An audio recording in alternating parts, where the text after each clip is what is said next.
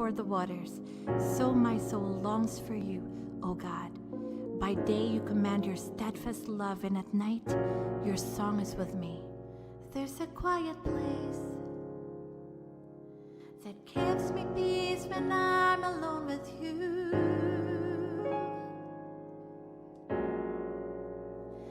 There's a hiding place. Your spirit's always there when I'm confused.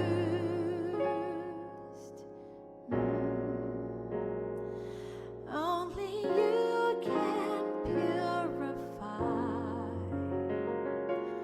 All this world won't ever satisfy my heart. It cries as the deer pants for the water, so my soul needs you, Lord. When thirsty, God, you're the living water for my soul. Need you, Lord. It needs you, Lord.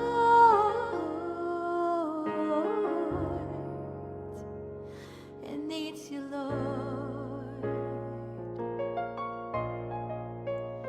I need you, Lord.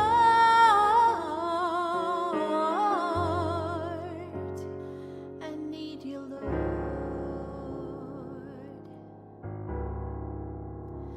I'm a stranger here, thirsty 'cause I know it's not my home. Like a desert here, I need your living word for these dry bones.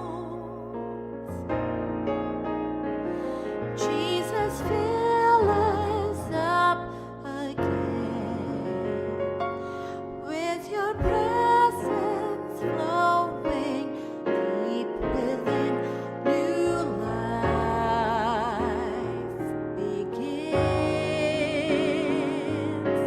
as the deer pants for the water, so my soul needs you, Lord. I'm thirsty, God, you're the living water for my soul. It needs you, Lord. As the deer pants for the water, so my soul needs you, Lord. Oh, I'm thirsty, God, you're the living water for my soul. It needs you, Lord. I need you, Lord.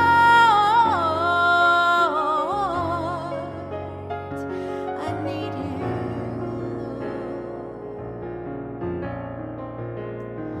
I need you, Lord.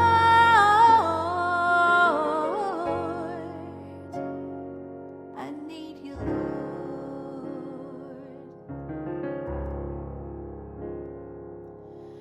Quench our hearts and fill this space with heaven like a flood. Holy One, rain down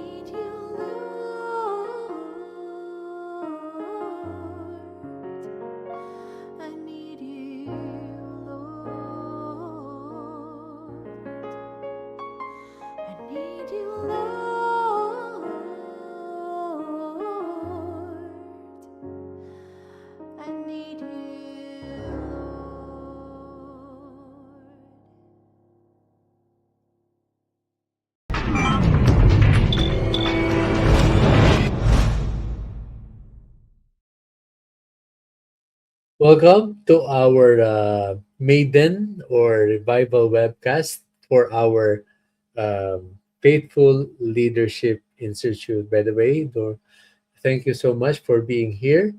At tayo ay magsasama-sama ulit sa pag-aaral ng salita ng ating Panginoon. As lahat ng mga faithful, lahat ng mga kaibigan, lahat ng mga kasama natin sa iba't ibang lugar, we welcome everyone.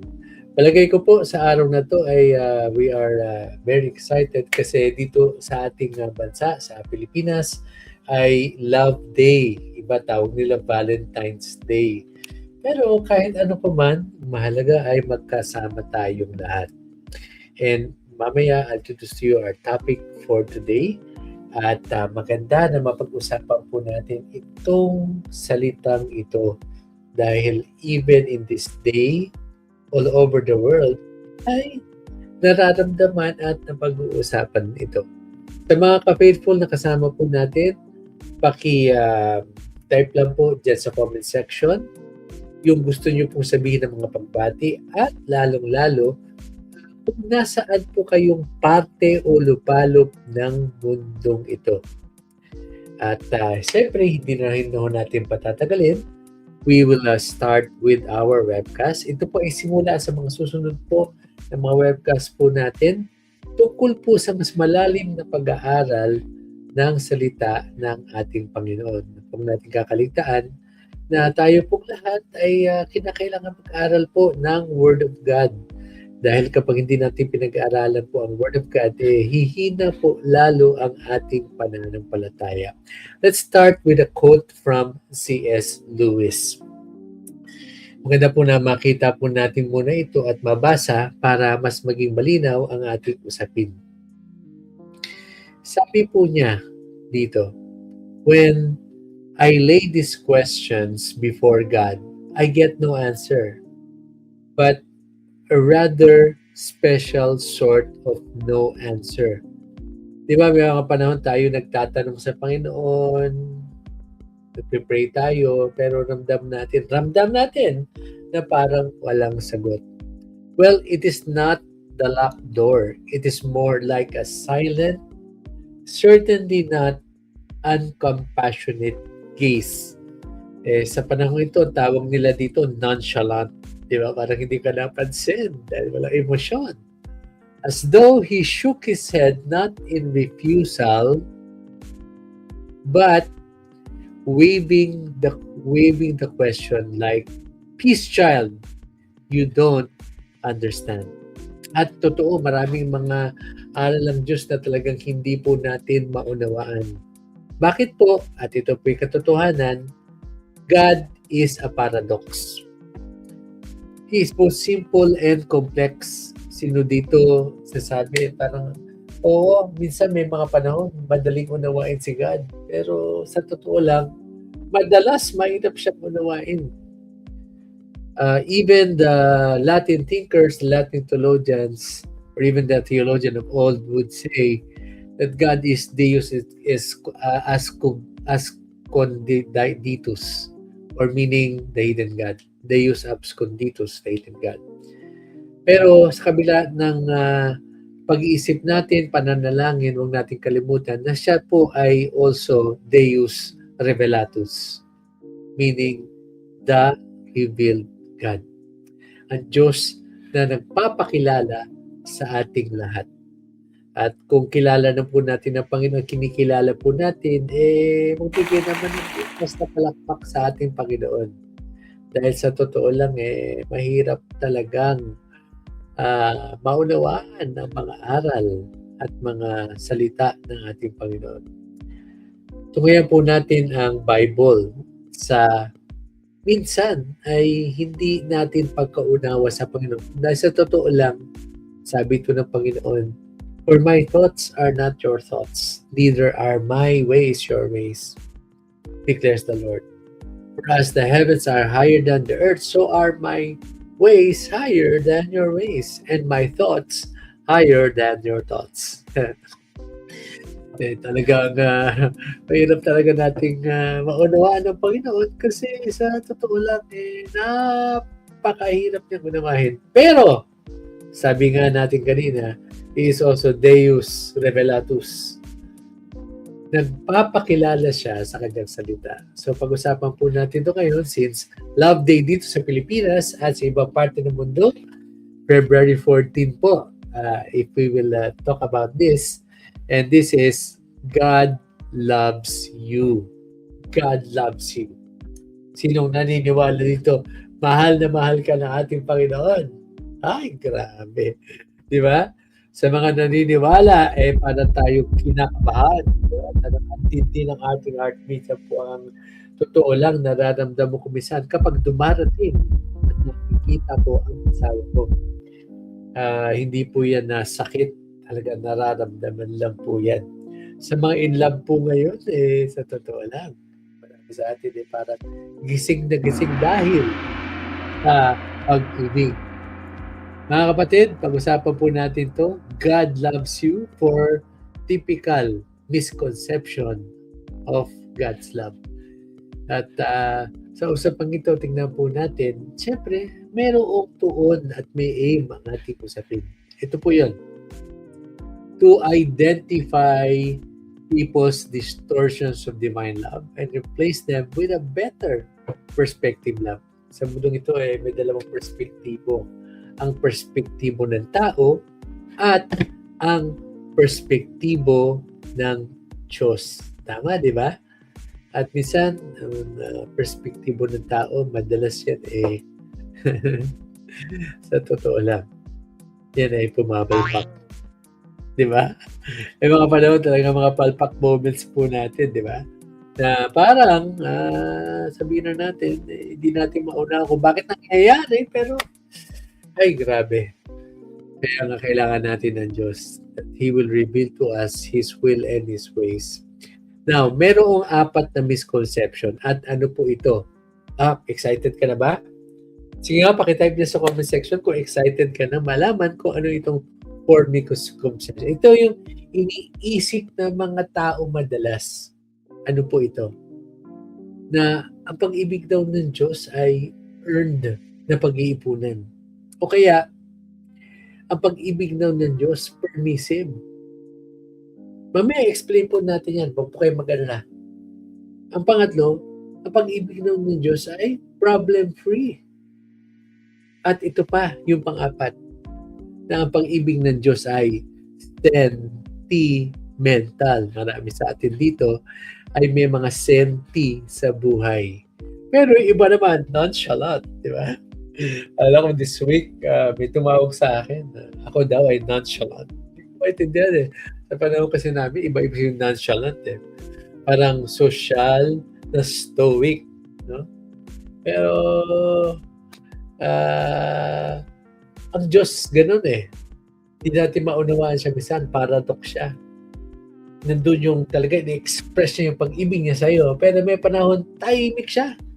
Parang wala siyang sagot sa ating mga tanong sa buhay at even mga panalangin po natin. Ito po yung una. God's love is earned. Maraming mga tao sa mundong ito sobrang pinaniniwalaan to na ang pag-ibig ng Diyos ay napag-iipunan. Ay, nako, ano ko lang.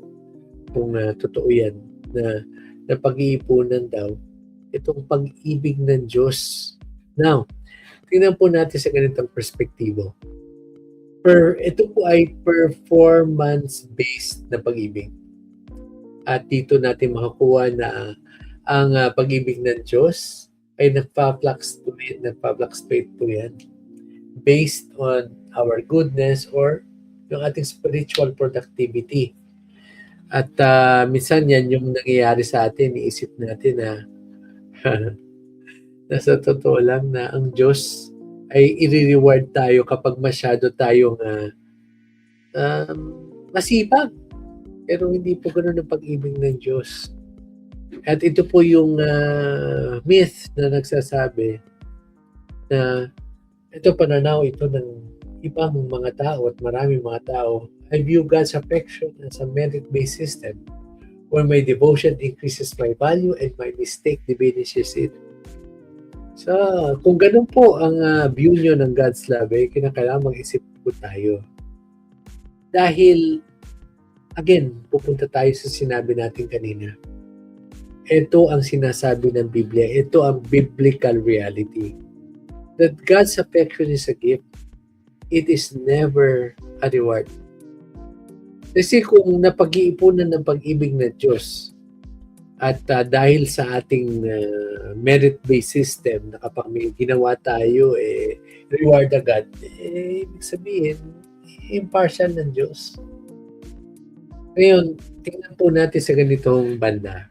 Sa Efeso Kabanatang 2, talatang 8 at 9. For by grace you have been saved through faith, and this not your own doing. It is the gift of God. Oh, paliwanag dyan ha. It is the gift of God.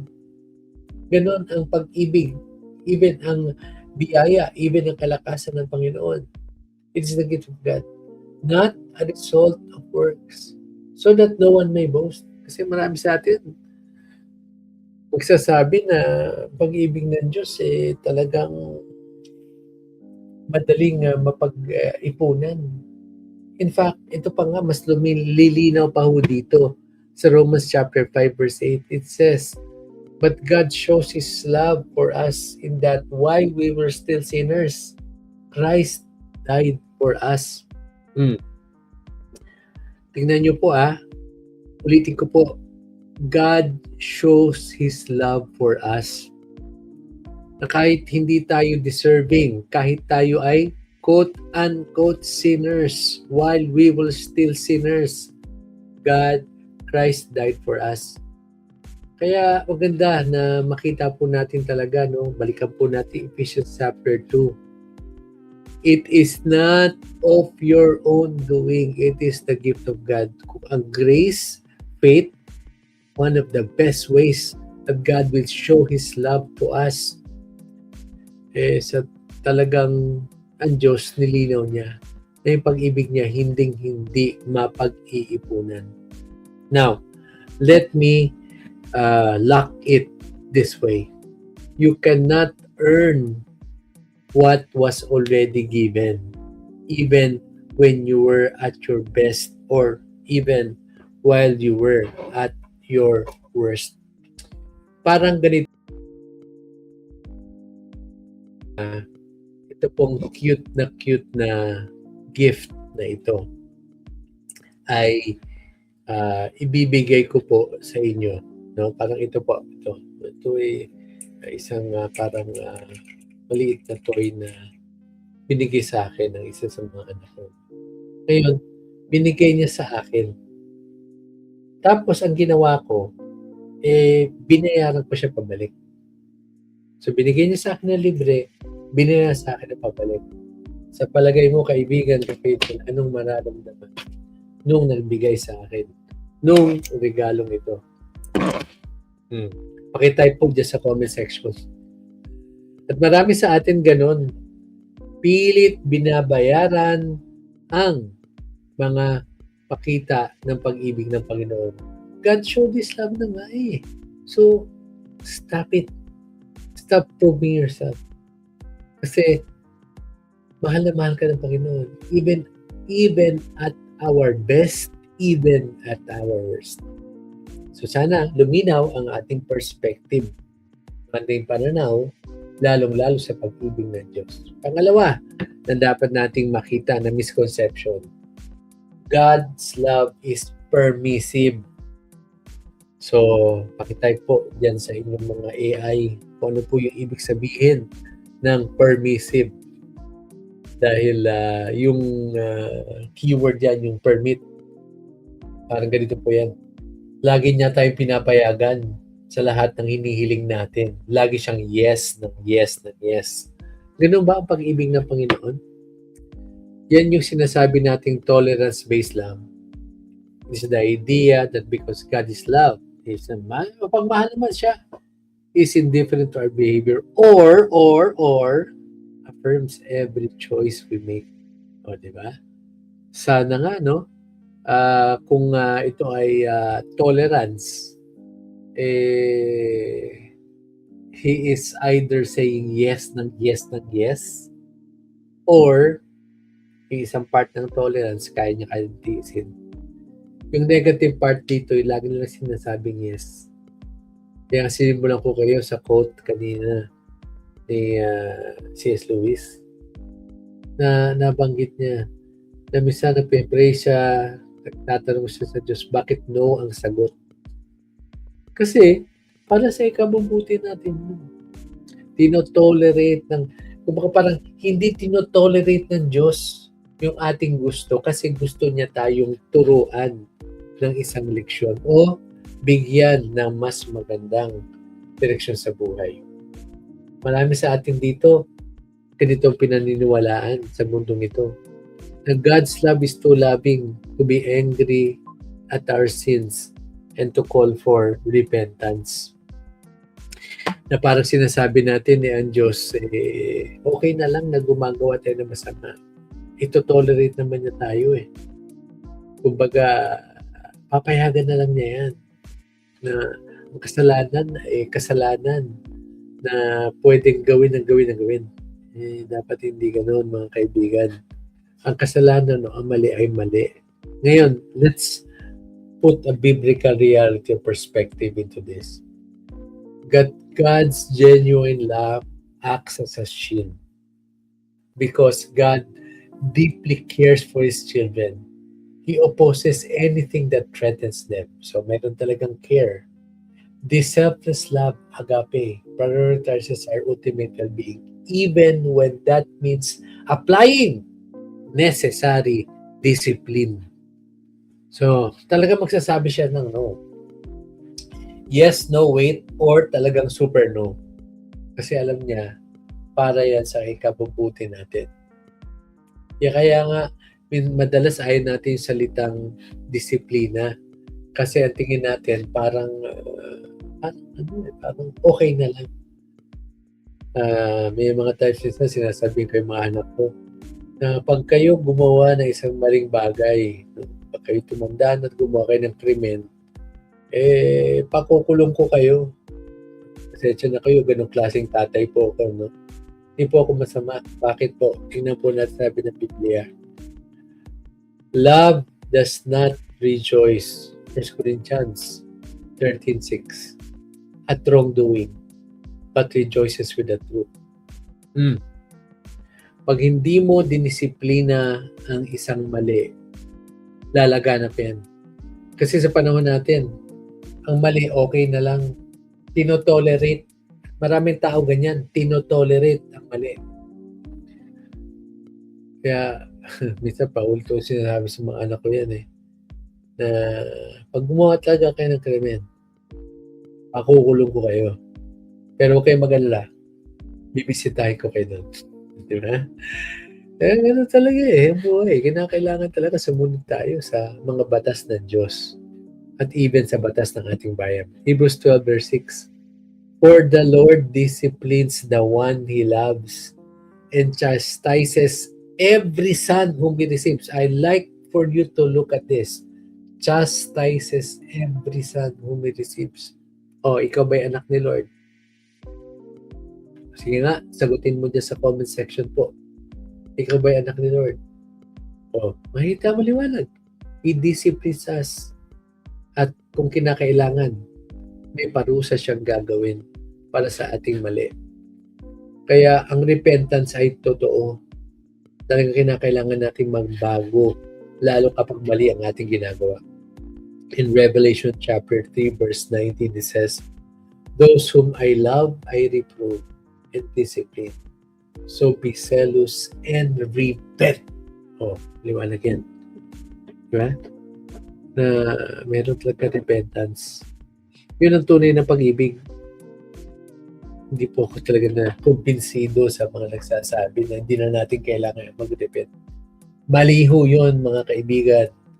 Kinakailangan po pag may mali po tayong nagawa, kinakailangan meron pong tamang pagdidisiplina para maayos po tayo. Diba?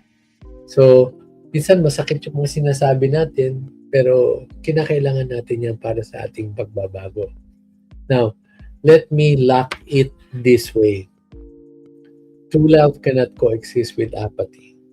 If God were not moved to anger by injustice or self-harm, it would imply a lack of care rather than a presence of grace. Hmm? Kasi grace cannot operate if there is no application of justice. Kinakailangan may correction. Pag hindi na correct yan, lalala yan. Sa totoo lang, lalala, ng lalala, ng lalala, ng lalala. Diba? Kaya si Jesus, sinasabi niya yan, repent, repent, magbago na ng pagod. Pag nagkamali, huwag kang mag-alala, God's mercy is so big for us that when we come to His throne of grace, He will surely forgive us. Pero that is not our license to do more sins. That is just a realization for us that God's love is so great. Siyempre, ang result po niyan ay ang ating pagbabago sa buhay. Pangatlo po na misconception, God's love is problem-free. Na sobra tayong mahal ng Panginoon, hindi na tayo bibigyan ng problema. Mali po yan. Yan papasok yung prosperity-based love.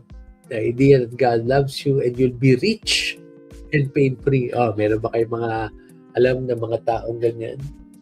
Na grabing promote sa prosperity. Walang masama sa pagiging prosperous. Tinuturo ng Biblia yan. Siguro may panahon na pag-uusapan natin yan. Yung tamang pananaw sa pagiging prosperous. Dahil tinuturo ng Biblia yan. Maraming mga tao sa Biblia ang pinagyaman niya. Pero may malaking dahilan.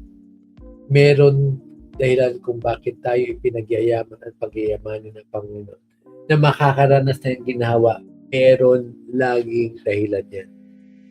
Now, ito yung myth. If God loved me, He wouldn't let bad things happen. So, ngayon, kung naniniwala ka sa myth na to, mag-isip-isip ka. No? Kasi mahirap. Yakapin mo yung myth na yan.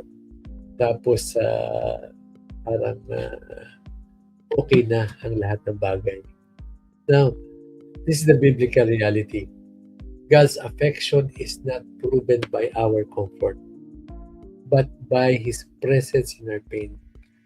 Even the man of sorrows, referring to the Lord Jesus Christ in the book of Isaiah, though deeply acquainted with grief, was never more cherished by the Father than in His suffering. Di ba may mga panahon sa krus na the man of sorrows, the Lord Jesus Christ said, Eloi, Eloi, sabachthani.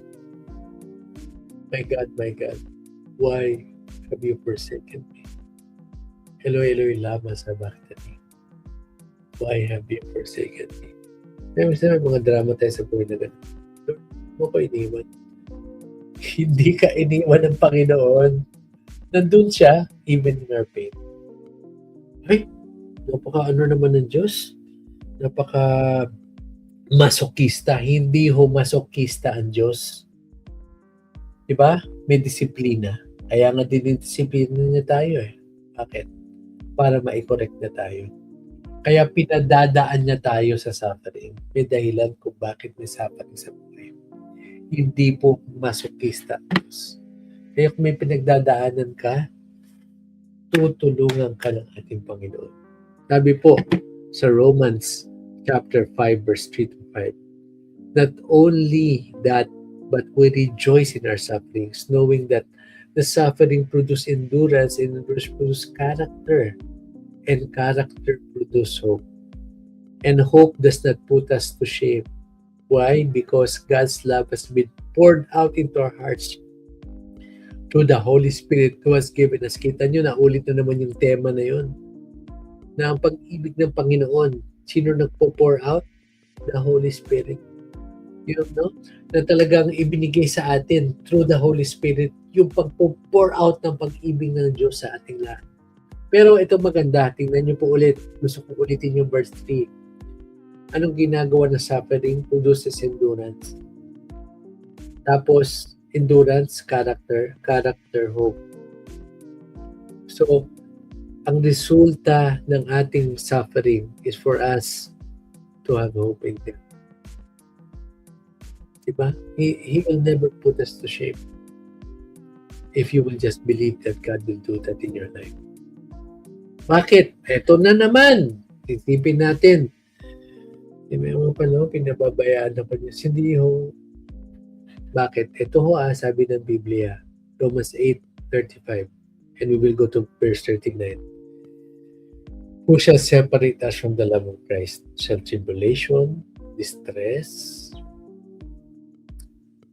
persecution, famine, nakedness, danger, sword? As it is written, for your sake we are being killed all day long. We are regarded as sheep to be slaughtered. Verse 37, no! In all these things we are more than conquerors through Him who loved us. O, hinga lang malalim, ulitin yung verse 37, in all these things we are more than conquerors through Him who loved us. Nung isang beses nag-usap kami ni Pastor Nico, yung gwapo nating si Pastor Nico. Sabi ko, kumusta yung 10-kilometer marathon? Sabi niya, natapos niya. Mahirap. So, nasaan ka? Ikaw ba ay kulala? Sabi niya, hindi oh. Nasa gitna siya. And sabi ko, Pastor, diba doon sa picture mo, talagang hinadalian ka eh. Hindi oh. Nahirapan po. Pagod po. Bibigay na ako. Kumbaga doon sa picture, pinakita ko lang yung aking best na pagod ako na. Pero tingnan niyo po ito mga kapatid, parang marathon ng buhay eh. The important part is not that we become kulela at gitna or unang finisher. Ang mahalaga, natapos mo. And this is our confidence. Coming back to Romans chapter 8. For I'm sure that neither death nor life, nor angels nor rulers, nor present things or things to come, nor powers, nor height, nor depth, nor anything else in creation will be able to separate us from the love of God in Christ Jesus our Lord. So yung pag-ibig niya, hindi tayo pababayaan, hindi tayo iiwan. Sa akin po, ang pinakamatinding indicator ng pag-ibig, hindi tayo iiwan.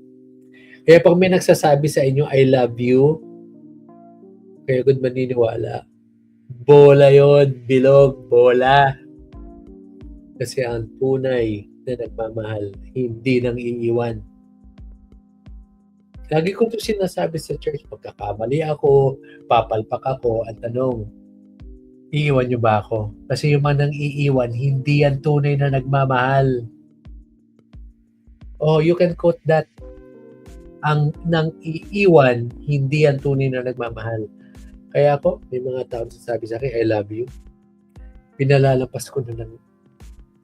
Kasi, minsan, yung mga nagsasabi na yun, iiwan ako nun eh. Isa lang, ang totoong hindi nang iiwan. Si God. No one will be able to separate us from the love of God that is in Christ Jesus. Mga tao, they will just be in season ng mga buhay nila. Kaya unawain natin, kapag iniwan tayo, may season yan sa buhay nila. Just be stable because God will never leave you. God will never forsake you. Diba? O, so palakpakan natin si Lord. Iwan ng Panginoon at sa mga nang-iiwan sila. Kasi yung mga nang-iiwan, hindi yan tunay na nagmamahal. Or may mga season lang yan sa buhay nila. Kaya sa mga iniwan dito, be secured in God's love because God loves you very much. God's love doesn't always promise a new landscape, but it always promises what? A constant companion. Kalakpakan ulit natin si Lord.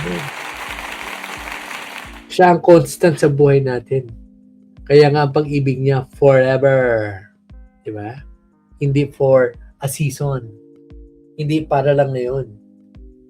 Kasi bakit? Yung pang-apat na misconception, ito maganda to. God's love is sentimental. Si God, napaka-senti. Di ba? Sabi nga natin kanina si God paradox Kaya niyang maging matindi sa disiplina, kaya rin niyang magpakita ng mercy, kaya niyang magpakita ng pagiging sentimental. Pero may extreme yan Tingnan po natin to. Ito yung feelings-based love. Nakakala natin si God, puro feelings. Reducing the creator of the universe to a sentimental father in the sky. At kung ganito, dahil dyan, ang isip din natin ay si God, ipe-permit ang lahat ng quirks natin sa buhay, lahat ng gusto natin. Kasi siya yung ama natin sa langit. Hindi po ganun. Ito yung myth, no? God's love is a soft emotional feeling. And,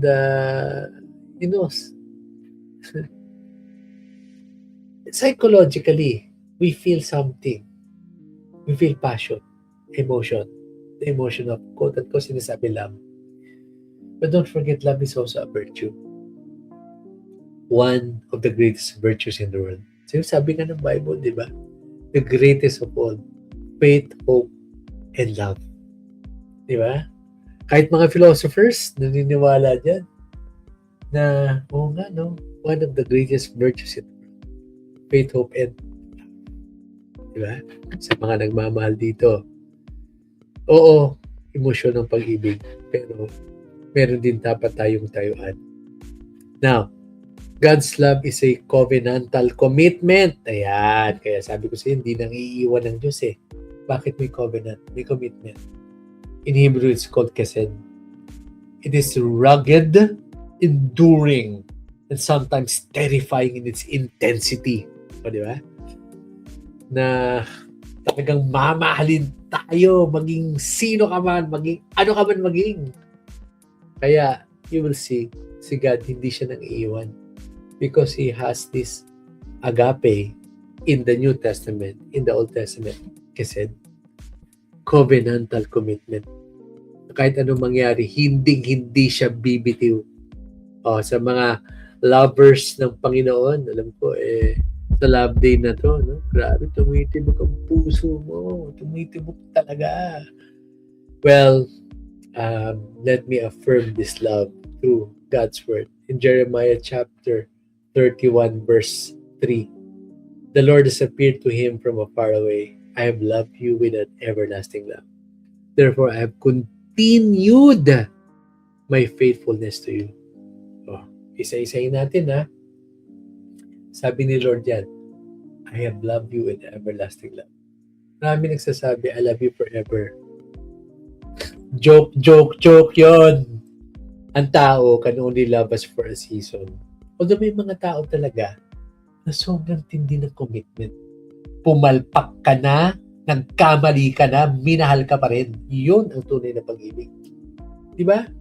Kung gano'n ang pag-ibig mo, ikaw na talaga. Pero, tingnan niyo po ito. I have continued my faithfulness to you. Again, compared to people, ang people, may limitasyon. Hanggang doon lang sila. Si God wala. Kumbaga, tuloy-tuloy. Talagang the flow is always there.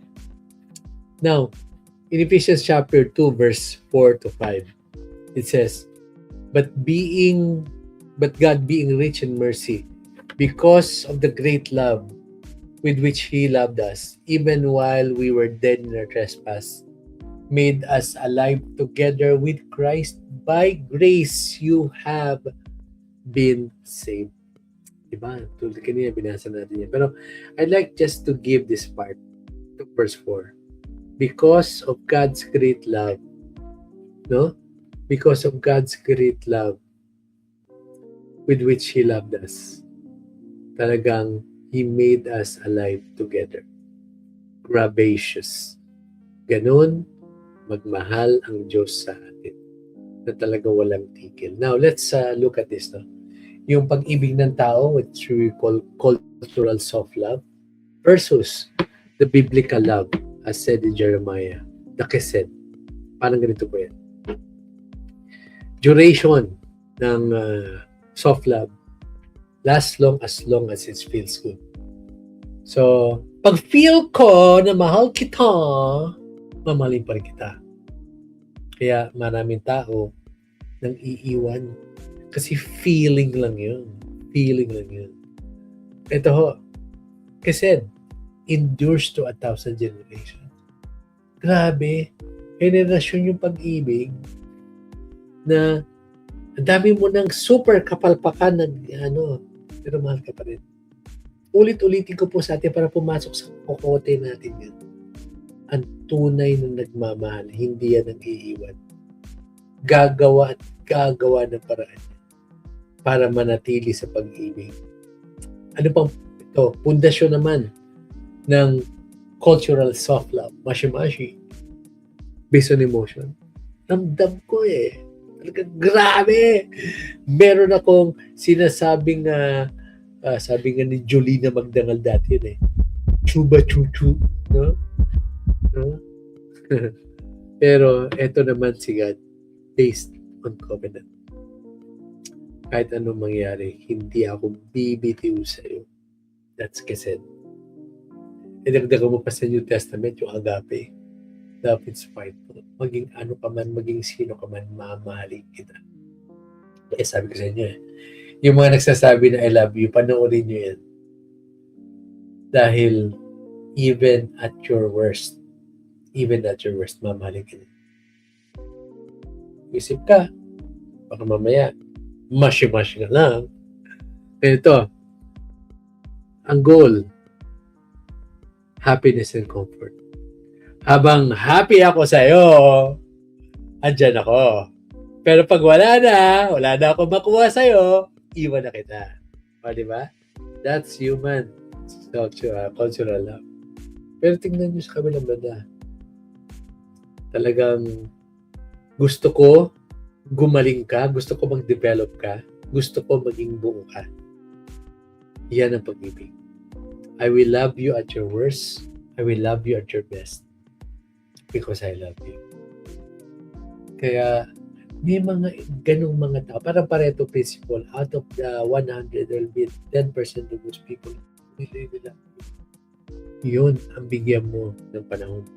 Hindi yung mga taong akala mo mahal ka pero iiwan ka rin. Diba?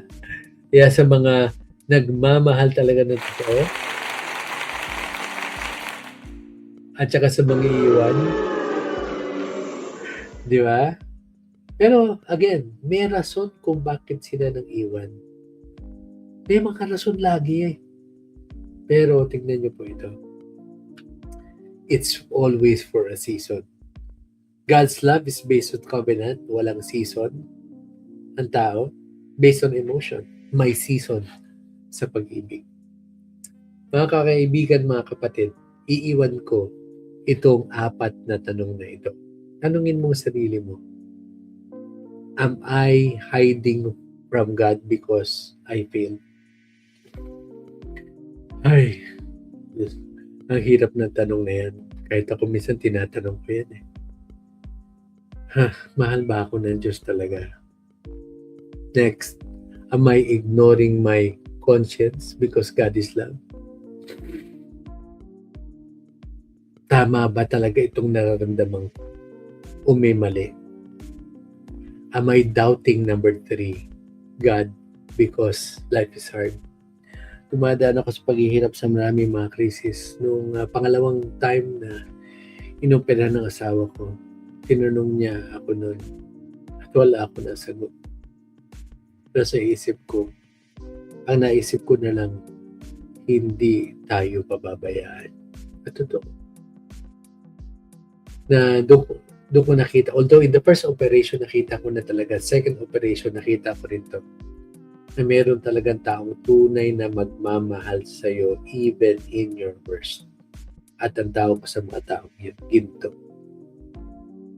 Talagang hindi ka iiwan, talagang nandyan, at talagang walang walang stipulasyon ng pag-ibig, walang kondisyon ng pag-ibig. Kaya yung mga taong may kondisyon, unawain nyo na lang yan. Talagang ganun sila. May kondisyon ng pag-ibig. Kasi ang Diyos walang kondisyon. Pang-apat, am I undermining God as a mushy-mushy lover? Emotion lang ba ang pag-ibig na ito ng Diyos? So mga kaibigan at mga kapatid, iwan ko sa inyo ang apat na katanungan na yan. At sana maisip natin na makita nga talaga yung tunay na dapat natuunan natin tungkol sa pag-ibig ng ating Panginoon. Kaya isipin natin yan ng mabuti. Sa totoo lang, God loves us very much. Sobra tayong minahal ng ating Panginoon. At hinding-hindi niya tayo iiwan. Hinding-hindi niya tayo pababayaan. Bago po tayo magtapos, mga kaibigan at mga kapatid, mga ka-faithful, huwag niyo pong kalimutan to like our Facebook page, Faithful Jesus Church. At tunghayan niyo po yung mga ipopost po natin dyan na makakatulong sa atin sa inspirasyon natin sa buhay sa ating pananampalataya. And also, don't forget sa YouTube naman to subscribe to our Faithful channel and also the Faithful Leadership Institute channel. Opo, every Saturday, same time, same webcast po tayo. Huwag niyo pong kakalimutan na mahalin ng Panginoon. God loves you very much. Let me pray for you, my dear friend. Lord, we thank you for your blessings and your grace, and thank you for your love. We pray that as we close this webcast, we will love you more because you are a God of love. We thank you for everything that you have done through us and in us. We praise you. In Jesus' name we pray. Amen. Palakpakan naman natin ang bawat isa. At huwag natin kalimutan, palakpakan natin ang Diyos na tunay na nagmamahal. Hanggang sa muli, ito po ang inyo si Dr. Otto Gustilo, lagi magpapaalala that God loves you very much. O nga pala, don't forget also, as you visit our page po doon sa Faithful Jesus Church, naka-post din po doon yung mga schedules po ng mga services po natin sa Faithful. May online at meron din po tayong on-site. So muli, ito po yung lingkod, si Dr. Otto Gustilo. Maging maayos po tayo sa pag-ibig na atin. God bless you. See you next week.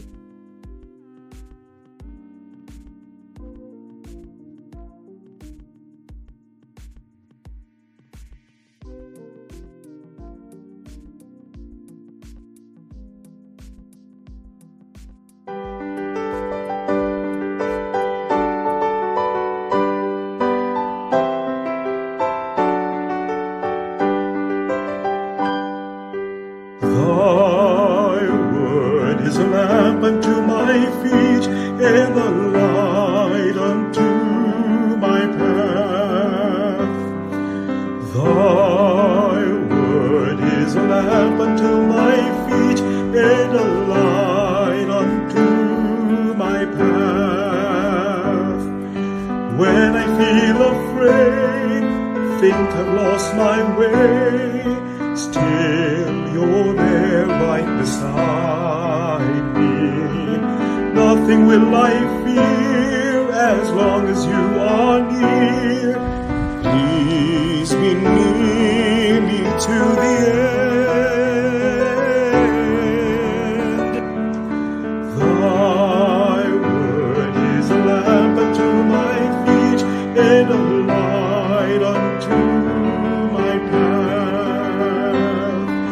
Thy word is a lamp unto my feet, and a light unto my path. I will not forget your love for me, and yet my heart forever is wandering. Jesus, be my guide and hold me to your side, and I will love